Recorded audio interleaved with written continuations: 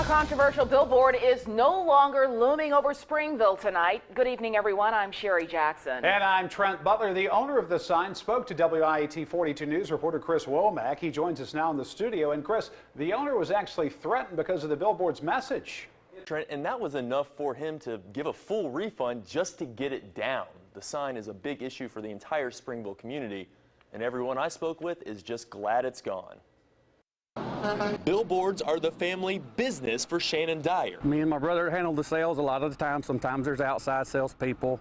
Sometimes we do the artwork, sometimes we don't. The sign they're taking down now is one they didn't make. In fact, they didn't see it until it went up.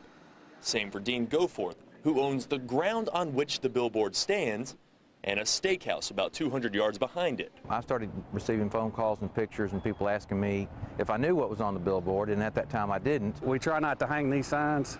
We're getting up in age a little bit, but we came on over here today because we wanted to get it down and just try to get all this behind us. That's because in front of those passing Springville were the words, "Diversity means chasing down the last white person. Hashtag white genocide." I spent Friday evening and Saturday talking with Dyer, and we discussed what was on the sign. According to Dyer, several others also wanted to discuss the sign. I'm not a racist. The phone's been off for 2-3 days. Would appreciate it if everybody would quit calling my shop and calling me a racist and threatening me. That would be nice. In an effort to make things right, Dyer is giving the renters of the sign a full refund.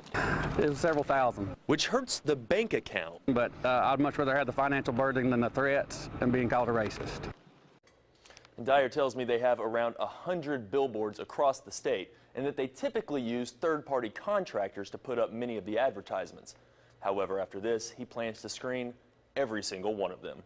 Chris Womack, WIAT 42 News, coverage you can count on.